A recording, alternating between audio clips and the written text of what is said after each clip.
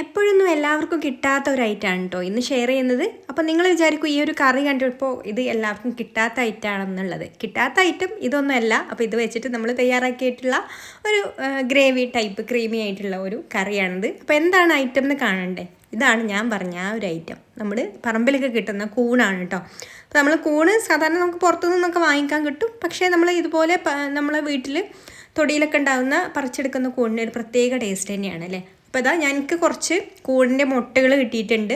അപ്പോൾ ഇത് നമുക്കൊന്ന് ക്ലീൻ ചെയ്തെടുക്കണം ആദ്യം. അപ്പോൾ ഇതിൻ്റെ ഈ ഒരു ആഷ് കളറിലുള്ള ആ ഒരു ഭാഗം ഉണ്ടല്ലോ മേൽഭാഗത്തുള്ള, ഇത് വിരിഞ്ഞിട്ടില്ല കേട്ടോ, മുട്ട ആയിട്ടാണുള്ളത്. വിരിഞ്ഞാൽ ഒന്നും കൂടെ നല്ല സോഫ്റ്റായിട്ടും അതുപോലെ കുക്കിംഗ് ഒരുപാട് ടൈമും വരില്ല കേട്ടോ, ഒന്ന് വിരിഞ്ഞിട്ടുള്ളതാണെന്നുണ്ടെങ്കിൽ. പിന്നെ വിരിഞ്ഞ് കുറേ സമയം കഴിഞ്ഞാൽ അതിൽ പുഴുവും വരും കേട്ടോ. അപ്പോൾ അങ്ങനെ ഒരു പ്രശ്നമുണ്ട്. അപ്പോൾ അതാ ഞാൻ ഈ ഒരു മുട്ടക്കൂണ് ഒന്ന് ക്ലീൻ ചെയ്തെടുക്കുകയാണ്. അപ്പോൾ ആദ്യം ഈ ഒരു തണ്ടിൻ്റെ ആ ഒരു ഭാഗം ഒന്ന് നമുക്ക് കത്തി വെച്ചിട്ട് ഇതുപോലെ ഒന്ന് ചുരണ്ടിയെടുക്കാം. എന്നിട്ട് ഈ ഒരു ബ്ലാക്ക് കളറിലുള്ള ഈ ഒരു ഭാഗം ഉണ്ടല്ലോ, അതൊന്ന് നമുക്ക് ചെറുതായിട്ട് കരം കുറച്ചിട്ട് ആ ഒരു കഴമ്പൊന്നും പോവാത്ത രീതിയിൽ ആ ഒരു കളറൊന്ന് അങ്ങ് ചെത്തിക്കളയാം കേട്ടോ.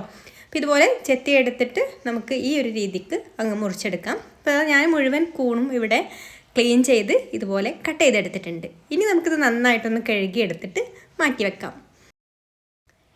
ഇനി നമുക്കിത് വെച്ചിട്ട് നല്ല അടിപൊളിയായിട്ടുള്ള ഒരു ക്രീമി ആയിട്ടുള്ള മസാല റെഡിയാക്കി എടുക്കാം. അപ്പോൾ അതിനായിട്ട് ആദ്യം തന്നെ ഒരു കടായി സ്റ്റൗവിൽ വെച്ച് കൊടുത്തിട്ടുണ്ട്.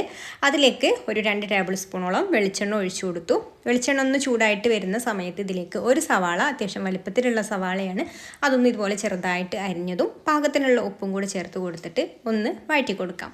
അപ്പോൾ ചെറുതായിട്ടൊന്ന് വഴറ്റി വരുന്ന സമയത്ത് ഇതിലേക്ക് പച്ചമുളക്, 2 പച്ചമുളകാണ് എടുത്തിട്ടുള്ളത്, അത് മുറിച്ചതും 1 ടേബിൾ സ്പൂൺ ഇഞ്ചി വെളുത്തുള്ളി ചതച്ചതും കൂടെ ചേർത്ത് കൊടുത്തിട്ട് വീണ്ടും നന്നായിട്ട് വഴറ്റിയെടുക്കാം. ഈ ഒരു സവാളയൊക്കെ നന്നായിട്ട് വഴറ്റി അതിൻ്റെ ഒരു കളറൊക്കെ ഒന്ന് മാറി ഒന്നങ്ങ് കുഴഞ്ഞൊന്ന് സോഫ്റ്റായിട്ട് വരണം കേട്ടോ. അപ്പോൾ ഇങ്ങനെ വന്നു കഴിഞ്ഞാൽ പിന്നെ നമ്മളിതിലേക്ക് കറിവേപ്പിലയും ചേർത്ത് കൊടുക്കുന്നുണ്ട്. അതുപോലെ തക്കാളി, ഒരു ചെറിയ തക്കാളിയാണ്, തക്കാളി അരിഞ്ഞതും ചേർത്ത് കൊടുത്തിട്ട് വഴറ്റി കൊടുക്കാം. തക്കാളി നന്നായിട്ട് ഉടഞ്ഞ് വരുന്നത് വരെ വഴറ്റിയെടുക്കണം.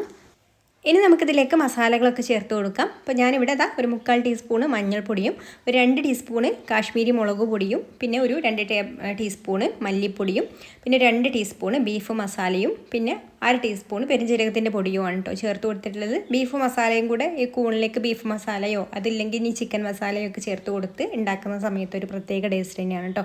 അപ്പോൾ ഇതൊന്ന് നന്നായിട്ട് വഴറ്റി കൊടുക്കുക. ആ ഒരു മസാലയ്ക്ക് ഒന്നങ്ങ് മൂത്ത് കഴിഞ്ഞതിന് ശേഷം നമ്മൾ കഴുകി വൃത്തിയാക്കി എടുത്തിട്ടുള്ള കൂണും കൂടെ അതിലേക്ക് ചേർത്ത് കൊടുത്തിട്ട് വഴറ്റിയെടുക്കണം. കൂണ് കുറച്ച് സമയം വെച്ചിട്ട് തന്നെ ഒരു 3-4 മിനിറ്റ് ഒന്ന് നന്നായിട്ട് വഴറ്റി കൊടുക്കുക കേട്ടോ. അപ്പോൾ അങ്ങനെ വഴറ്റി കൊടുക്കുന്ന സമയത്ത് നമുക്ക് ഈ ഒരു മസാലയൊക്കെ കൂണിൽ നന്നായിട്ട് പിടിക്കുകയും ചെയ്യും. അപ്പോൾ അതിലുള്ള വെള്ളമൊക്കെ ഒന്നിങ്ങനെ ഇറങ്ങി വരികയും ചെയ്യും കേട്ടോ. അപ്പോൾ അതുവരെ ഒന്ന് വഴറ്റി കൊടുക്കണം. ഇതൊന്ന് ഇങ്ങ് സോഫ്റ്റായിട്ട് വരും ഇതിലിട്ട് കുറച്ച് സമയം ഒന്ന് വഴറ്റിയെടുക്കുന്ന സമയത്ത്.